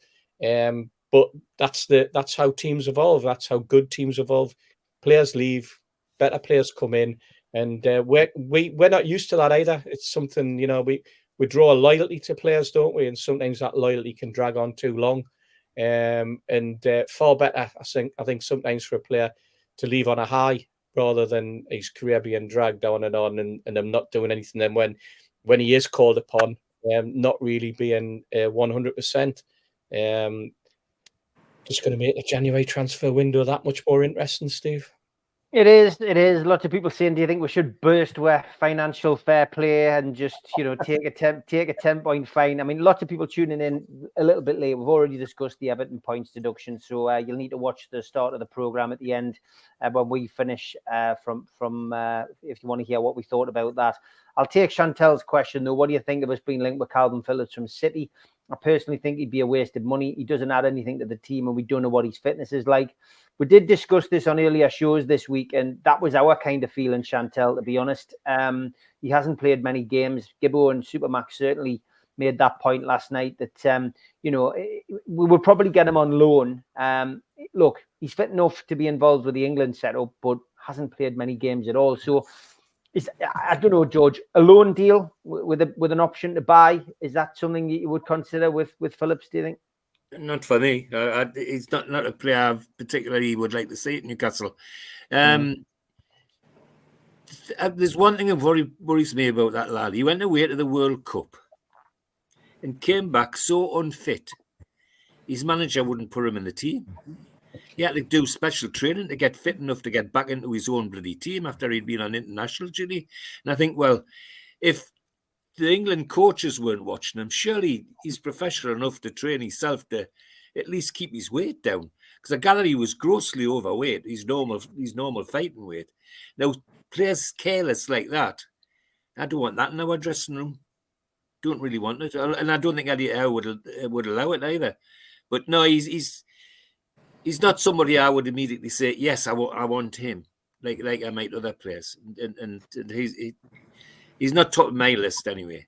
That's all I'd say. Calvin Phillips, Mitch, is it a potential loan move for Newcastle that could benefit both parties? Well, excuse me, as you know, I watched quite a lot of Leeds. Yeah. Drinking in their bar on a regular basis. Yep. And I think there was a 2-month period where he was one of the best box-to-box midfielders in the country, bar none, when he was at Leeds. That's how good I think he was. I was fortunate enough to sit and bug him to death about coming to Newcastle when he was over in Dubai recovering from an injury. And he actually turned up in the bar with the Leeds lads to watch the game with them. I have the only question I've got, and I was talking to one of the Leeds lads, funny enough, the weekend gone about it. Since he's gone to City, and rightly as my dad points out about him coming back from the World Cup, there seems to be a lack of desire. He just seems to be happy to pick his paycheck up and tread water. Coasting, yeah. Now, in a situation like that, sometimes a move for a player will do him the world of good. You know, to find his mojo again. So it could work out very well. That way, you end up getting someone who, at one point in time, not that long ago, was genuinely one of the best all-round midfielders in the country, bar none. But the risk is we get somebody who's still sulking that he didn't make it at Man City, and Pep called him out when he came back from the World Cup. It's a difficult one. If I could guarantee I was going to get the Phillips I've seen play so many games for Leeds at the top of his game, I'd have him in a heartbeat because he would actually bring something to our midfield. He's not as skillful as Bruno, but I think his work rate and his positional sense is as good, if not better, than Sean Longstaff's, and so could offer something different. And maybe be the missing piece, particularly while we're missing Tonali out of the equation. Yeah. But I think there is a mentality thing, very similar to what the Everton fans leveled at Tom Davis when he was there, and at Calvert-Lewin who was there. About, well, I'm more bothered about having their pictures taken for fashion magazines than they are worried about playing for my football team. And that's another thing with Phillips, is you tend to see him pictured turning up with training, wearing all sorts of curious fashion choices, shall we say. And again, it makes you wonder where his mind's at. Where's his mindset? If we can get his mind right, I think he would be a sparkling addition to the squad. If he could have that hunger and desire back. But and I guess that's what somebody like Eddie's got to work out, is can I motivate this young man to be the best he can be again? Because certainly at the minute he seems like he's just happy to coast and tread water. There's no room for that now in our dressing room. We can't make a mistake with a signing like that. Thoughts then, Steve? If we're going to get the Phillips of Leeds, we're going to get the Phillips that Bielsa nurtured and brought on and had the fighting spirit, And I think that Leeds team under Bielsa is very similar to the Eddie Howe's team in the way that they worked together, worked as a team, and he was the captain in that team, and that's why he was picked up by Man City, because they thought he was going to do that. They had a box-to-box player, and then they turned him into a bloke who just sat on his backside, basically, and very rarely played. And then obviously the shoulder injury didn't help him. But then he goes off to play for England. I mean, he had a great Euros for England, playing alongside Rice, you know. And I think, you know, again, it shows that there's quality in there. It's just whether or not the appetite is there with the player. I suspect the appetite has come back, because if the player wants to move from Man City, it shows that he's not happy not getting a game. It shows that he feels as though he would benefit from a move. And quite possibly with Manchester City as they are, they might feel as though, you know what, we can cut our losses with him. Because the one thing you get with Guardiola, if he doesn't want you, he gets rid of you. You know, he doesn't stand in your way. I mean, some of the top players that Man City have let go, the only ones that he doesn't let go are the ones that he offers ridiculously expensive, high contracts to keep them. And they are usually the quality players as well, by the way. No, I mean, if that's the Calvin Phillips, we know that he's come and he's fit. We know that I think he could be a great acquisition for us, quite frankly. And again, it would be a loan deal, and I think Newcastle United will be looking for players that they can get on loan, either with a view to a permanent deal, which was the phrase that we used, or as they've done with other players, where they know that it's definitely going to happen in the close season, and it just benefits both clubs for to do the paperwork in that way, and that's the way that a lot of clubs are getting around the FFP. So yeah, I mean, I wouldn't be disappointed, put it this way, if we ended up with Phillips in our midfield, but as long as it's the Phillips from the Bielsa days. Quick one for you, Mitch. Question: with Aramco to become FIFA's lead sponsor, what do the lads think it'll do for Newcastle in the near and future? One quick question for everyone: where's Amnesty International at the minute? Still writing letters. The more this is where the people who will tell you it's sports washing will say, here's a great example. But it is something that will work in our favour. The more people get accustomed to Saudi companies' presence in terms of sponsorship of sports, the less will be turned at us, because they just don't have an argument anymore. Maybe there have been sports washed, but this announcement, on the back of Saudi being given a clear run to host a World Cup, tells you the one thing that makes football go around is money. And the money will always talk, no matter how you try and dress it up as FFP. Yeah. And no matter how you try to skew the rule book to favour a chosen few.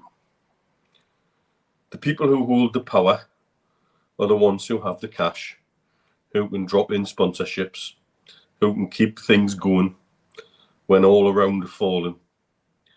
Aramco now are involved in so many sports worldwide. It's not unusual to see Aramco at cricket venues, at Formula One.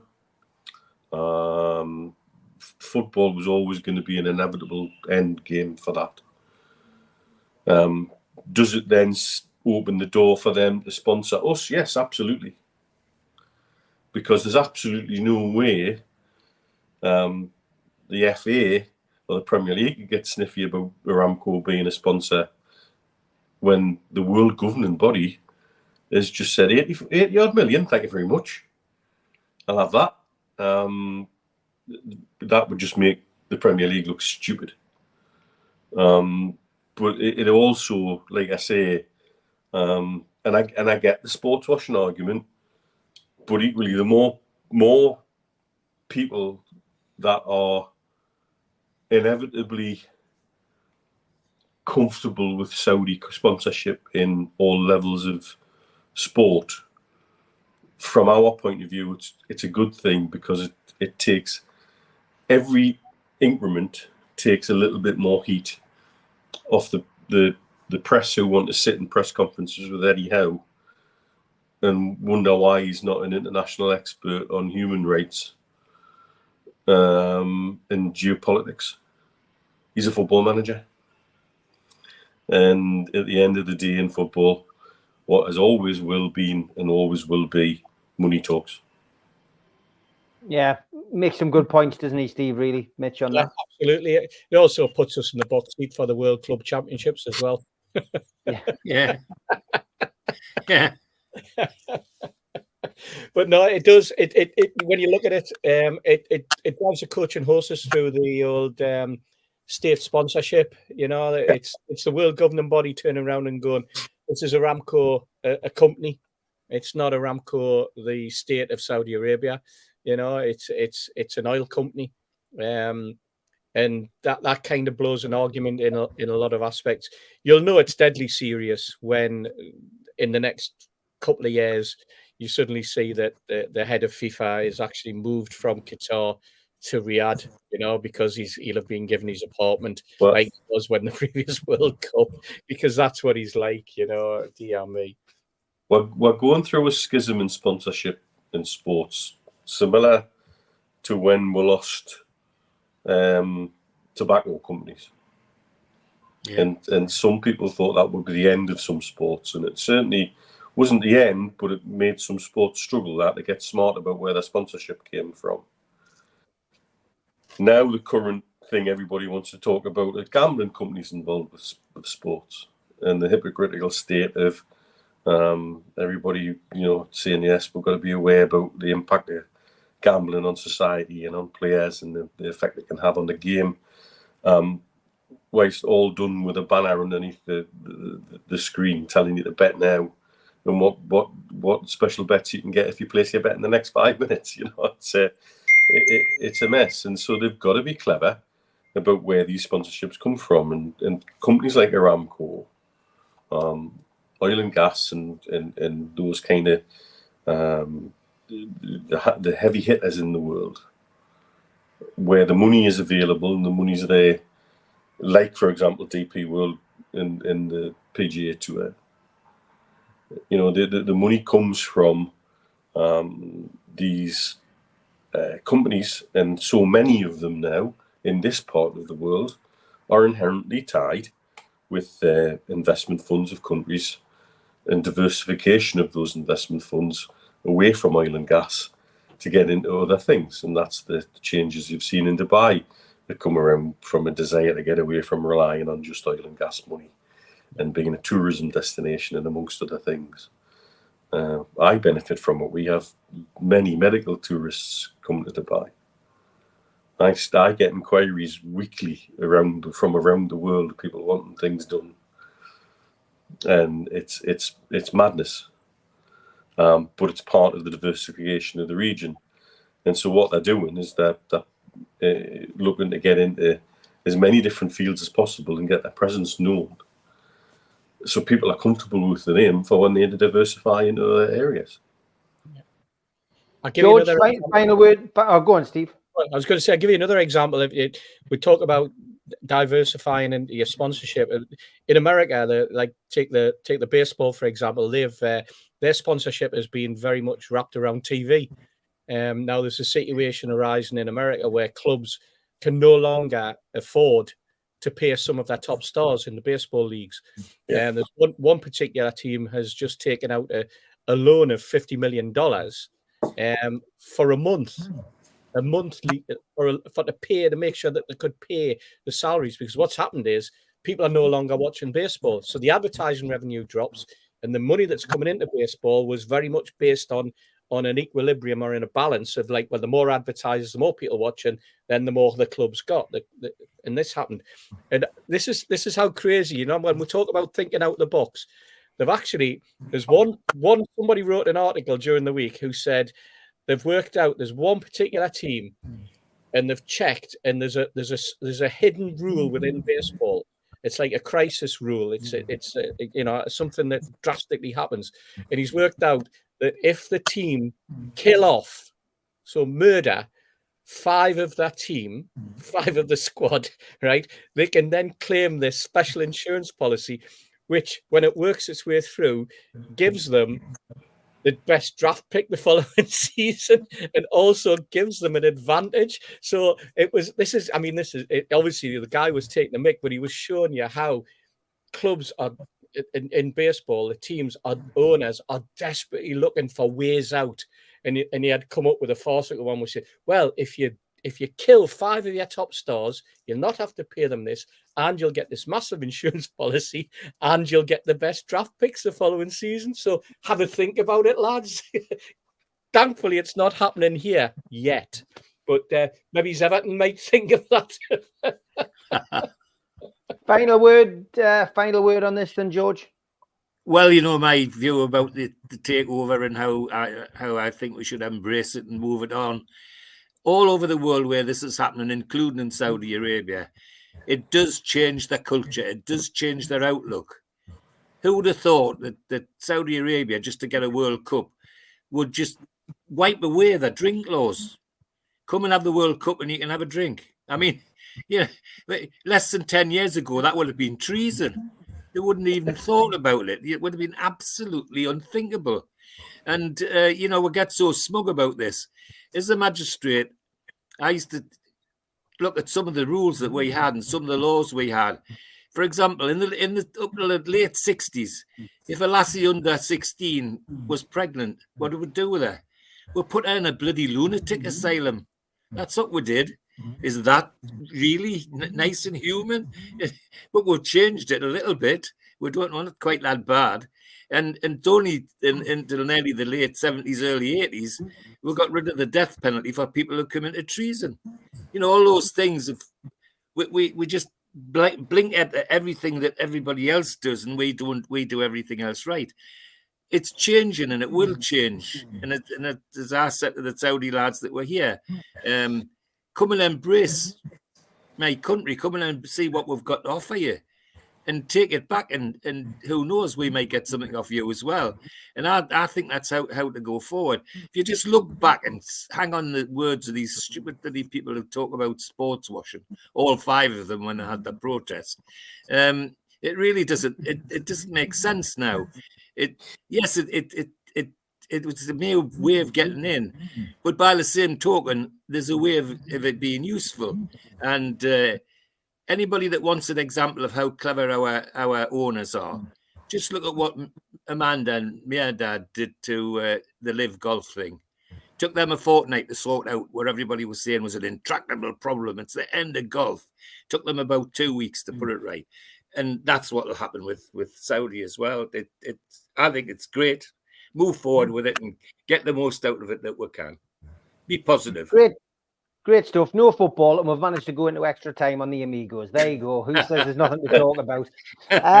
Back tomorrow, 10 o'clock. Those were the days, season 94-95 with George. And back live tomorrow, Sunday, 6 o'clock at night. Me, Mitch, and Stu with the professionals. But for now, enjoy your Saturday. Have a good weekend. And we will see you all live on Sunday. Take care, lads. Cheers, everyone. Bye.